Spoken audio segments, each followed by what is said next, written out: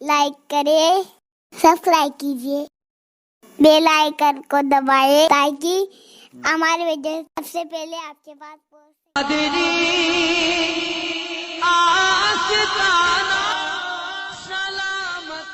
Bin Abdullah, some people approached him and they said that you live in a desert, don't you feel bored here? He said, how can I feel bored?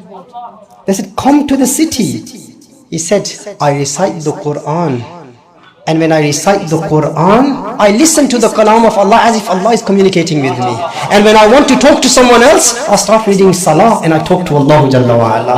He said, you talk to the creation of Allah and you feel happiness. I have a communication with the creator of the universe. Why wouldn't I feel happy?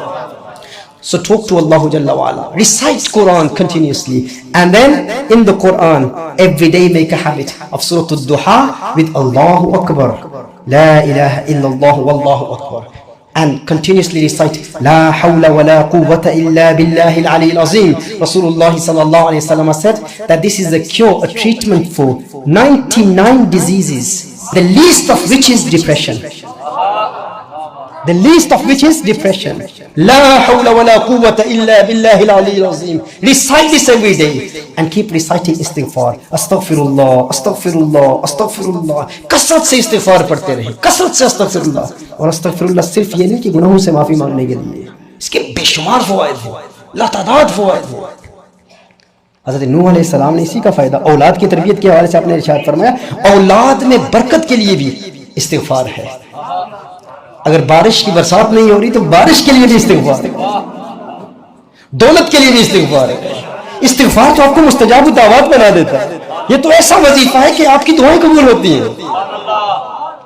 इस्तिग़फ़ार की कसरत करें। अस्तग़फ़िरुल्लाह, अस्तग़फ़िरुल्लाह, अस्तग़फ़िरुल्लाह। अल्लाह जल्ल व अला के इसम में, इसमें ज़ात में बरकत है। हज़रत अबू बकर शिबली अलैहि रहमा के दौर का भी एक वाक़या है कि अबू अली सीना उनकी महफिल में बैठा है और अबू बकर शिबली रहमहुल्लाह अल्लाह के कलाम पर बात कर रहे हैं कि अल्लाह का कलाम मुअस्सिर है, इसमें असर है। अल्लाह जल्ल व अला के इसम में, इसमें ज़ात में बरकत है, इसमें असर है। और अबू बकर शिबली रहमहुल्लाह ने इरशाद फरमाया कि अल्लाह के कलाम में असर है। आप जानते हैं कि फ़लसफ़ी जो है वो चार शक्लों से बात करते हैं। कहते हैं शक्ल खारजी एक है, शक्ल लफ्ज़ी है, किताबी है, ज़हनी है। तो उनके नज़दीक तो शक्ल खारजी मुअस्सिर होती है, लेकिन शक्ल ज़हनी वो मुअस्सिर नहीं होती। शक्ल किताबी, शक्ल लफ्ज़ी मुअस्सिर नहीं होती। तो अबू अली सीना ने कहा कि हम ये तो मानते हैं कि अल्लाह मुअस्सिर है, अल्लाह मुअस्सिर हकीकी है, हम अल्लाह की तासीर को मानते हैं, अल्लाह की ज़ात में असर है। यानी मिसाल के तौर पर ये कागज़ है ना, अब इसमें मैंने अगर आग लिखा हुआ है, आग लिखता हूँ, तो फिलोसफर्स कहेंगे अगर किताबी आग मुअस्सिर होती तो किताबी आग इस कागज़ को जला देती। आप आग के बारे में सोचते तो आपका जहन जल जाता, आग का तलफ़्फ़ुज़ करते तो आपकी ज़ुबान जल जाती। फ़लसफ़ियों के नज़दीक किताबी, ज़हनी और लफ्ज़ी ये मुअस्सिर नहीं होते। वो कहते हैं शक्ल खारजी ही मुअस्सिर होती, वही हकीकी होती। तो अबू अली सीना ने अबू बकर शिबली से कहा कि ये कैसे मुमकिन है? तुम कहते हो कि अल्लाह के कलाम में तासीर है, हम अल्लाह को मुअस्सिर मानते हैं, ज़ात को मुअस्सिर मानते हैं, लेकिन इन तीनों को हम मुअस्सिर नहीं मानते। अबू बकर शिबली रहमहुल्लाह अल्लाह वाले थे। उन्होंने कहा तू तो गधा है, तब तुझे कौन समझाए, तू तो गधा है। जब गधा कहा ना तो उसका चेहरा बदल गया, चेहरे का रंग बदल गया, गुस्से में आ गया। तो अबू बकर शिबली रहमहुल्लाह ने फरमाया देखता नहीं है अगर गधे का नाम तेरे चेहरे का रंग बदल सकता है तो अल्लाह का नाम दिलों का जंग दूर क्यों नहीं कर सकता? अल्लाह का नाम दिलों का जंग दूर क्यों नहीं कर सकता?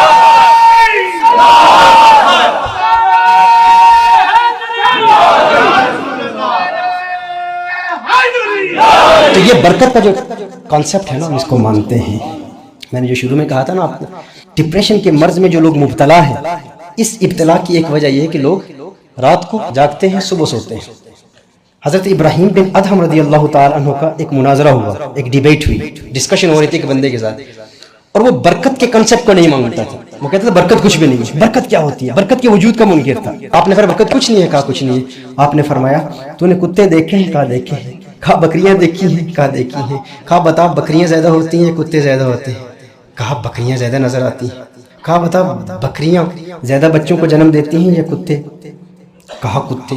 कहा बकरियां तो ज़बह भी होती हैं, कुत्ते ज़बह भी नहीं होते, लेकिन कुत्ते फिर भी कम हैं, बकरियां फिर भी ज्यादा हैं, ये क्या है? कहा क्या है? कहा यही तो बरकत है। कहा यही तो बरकत है। कहा बरकत कैसे है? बरकत कैसे है, बरकत कैसे पैदा हुई? हज़रत इब्राहीम बिन अदहम रज़ियल्लाहु ताला अन्हु आपने इरशाद फरमाया جب رات ہوتی ہے نا تو بکریاں جلدی سو جاتی ہیں، صبح جلدی جاگتی ہیں، کتے رات کو بھونکتے رہتے ہیں، جاگتے رہتے ہیں، اور جب اللہ کی رحمت کے نزول کا وقت آتا ہے کتے سو جاتے ہیں، وہ محروم رہتے ہیں، بکریاں اس وقت جاگتی ہیں، صبح کے وقت جاگا کرو اللہ برکت دے گا۔ بکریوں میں برکت اس لیے ہے۔ تو ڈپریشن کا مقابلہ کرنے کے لیے یہ یاد رکھیں، اور یہ مشکل کام نہیں ہے۔ لوگ کہتے ہیں یار رات کو نیند نہیں آتی، ایک دن یہ تجربہ کر لیں، صبح ایک دن نہ سوئیں، سوئمنگ چلے جائیں، جم چلے جائیں، کوئی اور کام کر لیں، ایک دن اپنے آپ کو مجبور کر کے جاگتے رہیں، دوسرے دن دیکھیں کیسے نیند آ جاتی ہے، مسئلہ ہی نہیں ہے، پرابلم ہی نہیں ہے، ایک دن کا عمل ہے۔ کلمات کی برکت کے حوالے سے مجھے یہ نقطہ ذہن میں آیا، استغفار پڑھا کریں، کثرت سے استغفار پڑھا کریں۔ میں نے کہا تھا نا کہ استغفار آپ کو مستجاب الدعوات بنا دے گا، جو دعا کریں گے اللہ کی بارگاہ میں قبول ہوگی۔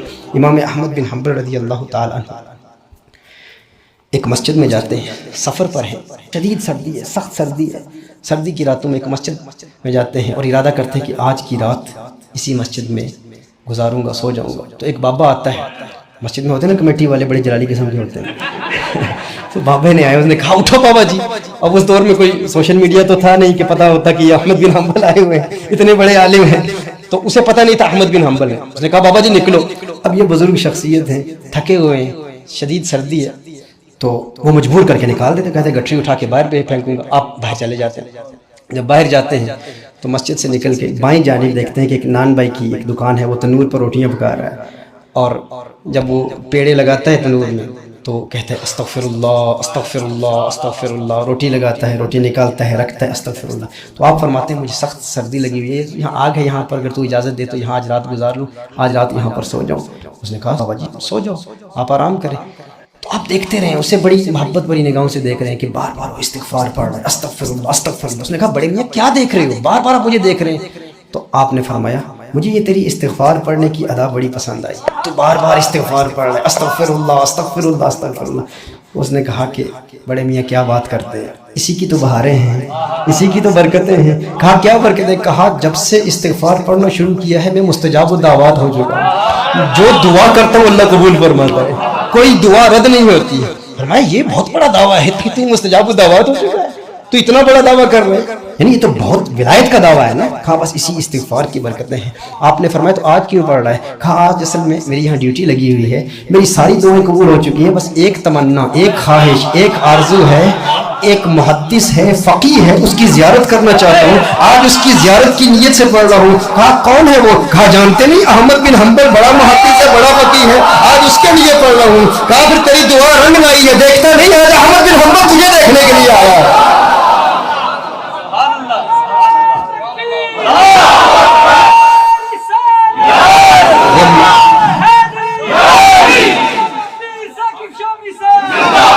کسی بوڑھے شخص کو مسجد سے کون نکالتا ہے؟ وہ جو نکالنے والا تھا نا وہ خود نہیں نکال رہا تھا، یہ اس کی استغفار کی مقناطیسی کشش تھی، میگنیٹک فورس آف اٹریکشن تھی جو امام احمد بن حنبل کو سامنے لا رہی تھی، یہ کہ وہ دعا مستجاب الدعویٰ ہو چکا تھا۔ تیری دعا نہ اثر سے کبھی ملول ہوئی، ادھر زبان سے نکلی ادھر قبول ہو۔